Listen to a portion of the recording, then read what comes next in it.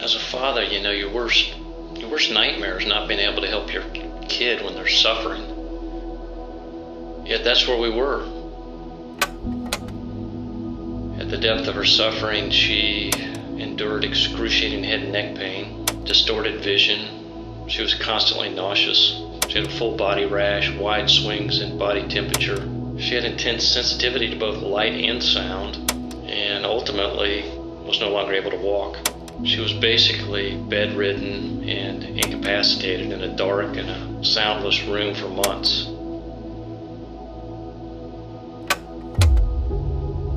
It was just horrible.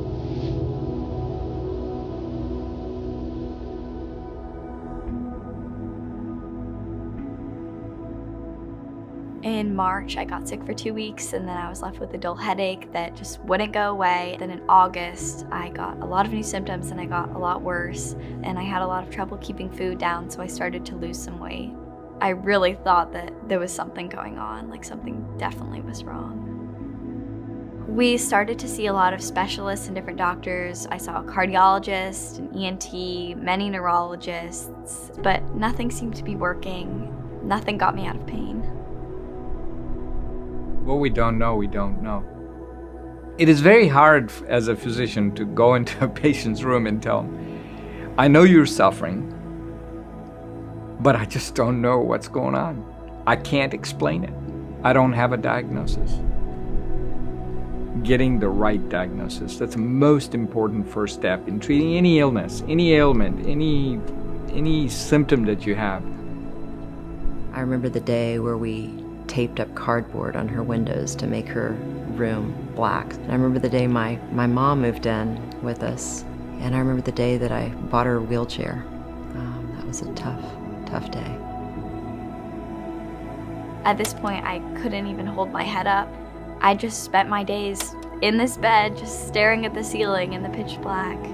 I just wanted to be asleep, dead. I didn't even care about anything. I just wanted to be out of pain, and I was just surviving. I wasn't living. One of the last times we went to the ER, she said goodbye. It was like a bad dream, and I wanted to take her place. I wanted to make it go away. I would have done anything to make it go away, and I couldn't.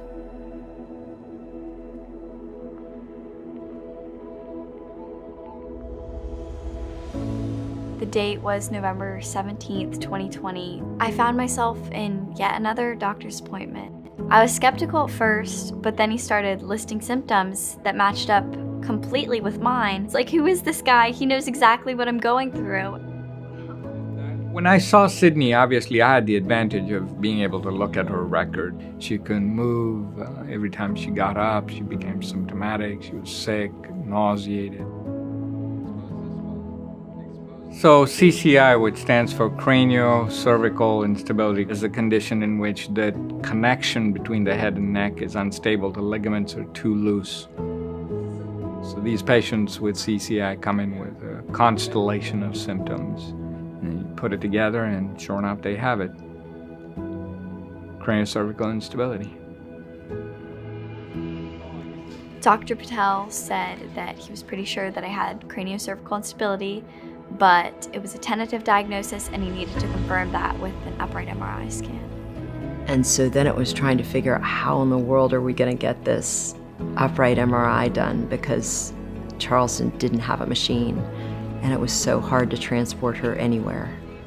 But sometimes Providence steps in. We had a friend that offered to fly us to Baltimore to get the upright MRI. We got the upright MRI scan and we found out that I did indeed have a craniocervical instability and that my brainstem was kinking. I was so excited. I mean, now that we know what it is, we can start trying to fix the problem instead of just going on a path downhill. I'm grateful for my amazing care team and my family and Millie, who's been the best roommate and caregiver and companion in the whole entire world, keeping me positive throughout all of this. Right now, it's 2 months post-surgery, and I'm starting to walk a little bit. I'm keeping down more food. I can be in the light and sit up, which is amazing. No more neck brace. I'm just so grateful that I'm recovering so fast. So we were leaving physical therapy one day, and Sydney got in the car and said, I feel like I'm lucky. A lot of CCI cases don't ever end up being diagnosed and end up in psychiatric wards, on the streets, or even committing suicide. And that's just not okay when the solution is so simple. So I am going to raise money for an upright MRI for Charleston for Dr. Patel.